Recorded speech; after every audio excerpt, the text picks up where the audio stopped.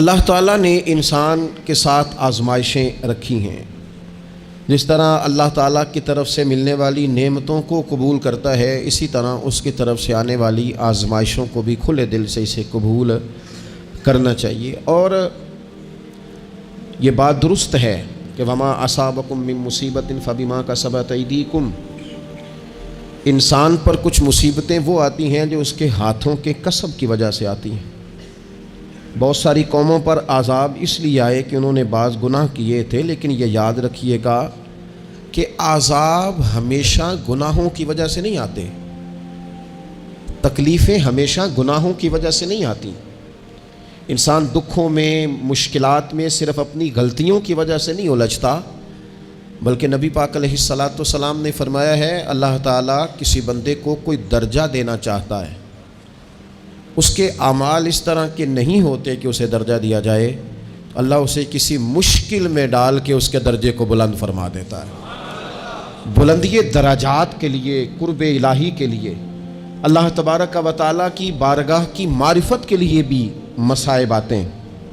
آپ دیکھیے نا، نبی پاک صلی اللہ تعالیٰ علیہ وسلم نے فرمایا سب سے زیادہ تکلیفیں انبیاء پہ آتی ہیں، اور فرمایا میں اللہ کا محبوب ہوں، انبیاء کا سردار ہوں، میرے اوپر سب سے زیادہ تکلیفیں آئی ہیں، آزمائشیں آ جاتی ہیں۔ اور رب فرماتا ہے وَلَنَبْلُوَنَّكُمْ بِشَيْءٍ مِّنَ الْخَوْفِ وَالْجُوعِ، ہم ضرور تمہیں آزمائیں گے کچھ خوف کے ساتھ، کچھ بھوک کے ساتھ، وَنَقْصٍ مِّنَ الْأَمْوَالِ وَالْأَنفُسِ وَالثَّمَرَاتِ، ضرور تمہیں آزمائیں گے پھلوں کی اور جانوں کی کمی کے ساتھ۔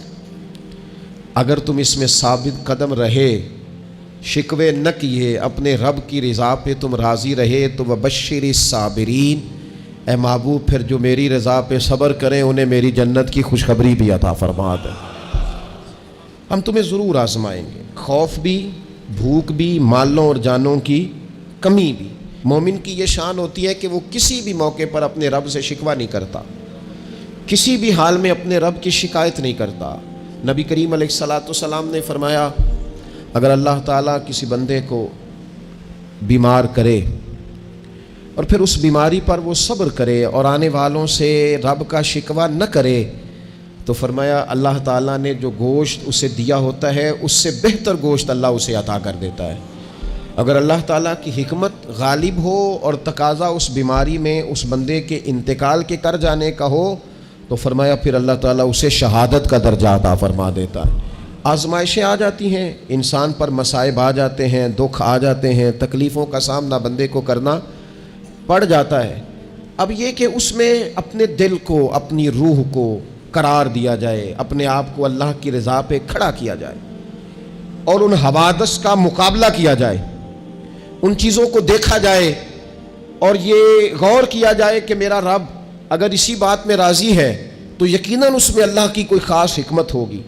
قحط حضرت عمر کے زمانے میں بھی آ گیا تھا، بڑی مشکلات کا سامنا کرنا پڑا۔ تو ان مصائب میں انسان کو تھوڑا سا پہلے تو ہمت کرنی ہے، پھر اس میں کرنے کا جو کام ہے وہ یہ ہے کہ سب سے پہلا کام تو یہ ہے کہ اپنے رب کی بارگاہ میں کھل کے دعا مانگی جائے، اللہ تبارک و تعالیٰ کے حضور التجائیں کی جائیں، دعائیں کی جائیں، رب کریم کو منایا جائے۔ حضرت عمر فاروق رضی اللہ تعالیٰ عنہ کے زمانے میں جب قحط آیا تھا تو حضرت عمر نبی پاک علیہ السلام کے چچا کو حضرت عباس رضی اللہ تعالیٰ عنہ کو لے کے میدان میں نکلے تھے، اور کیا خوبصورت لفظ انہوں نے ترتیب دیے تھے، عرض کرتے تھے مالک پہلے ہم تیری بارگاہ میں محبوب پاک کو لے کے آیا کرتے تھے، آج محبوب نے ظاہری وصال کیا ہے تو تیرے محبوب کے چچا کو لے کے آئے ہیں، تو اے اللہ تو مہربانی فرما اپنے محبوب کے چچا کا صدقہ ہمیں بارش عطا فرما۔ تو بس حضرت عمر نے وہ دعا مانگی، حضرت عباس کو وسیلہ بنایا تو اللہ نے بارش عطا فرما دی۔ اچھا، پھر یہ دونوں چیزیں ہمیں حدیث صحیح میں ملتی ہیں۔ ایک نوجوان نے، ایک شخص نے آ کے حضور کی بارگاہ میں عرض کی یا رسول اللہ بارش نہیں ہوتی، دعا کر دیں، تو نبی پاک نے ہاتھ اٹھائے دعا کے لیے، اتنے ہاتھ بلند کیے کہ بغلوں کی سفیدی نظر آنے لگی۔ وہ کہتے ہیں ابھی محبوب کے دست مبارک پوری طرح چہرے پر پھرے نہیں تھے کہ اللہ نے بارش عطا کر دی۔ پھر پورا ہفتہ بارش ہوتی رہی تو لوگوں کو اب بارش کی کثرت کی وجہ سے بعض مسائل بننے لگے تو وہ پھر حاضر ہوئے۔ عرض کی یا رسول اللہ دعا فرما دیں، اب تو کچھ مشکلات بڑھنے لگی ہیں۔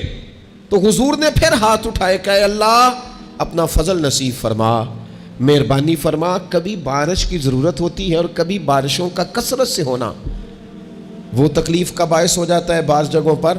تو کہتے ہیں پھر حضور نے دعا فرمائی، ابھی چہرے پہ ہاتھ نہیں پھیرے تھے کہ مدینہ منورہ میں بارش ختم ہو گئی۔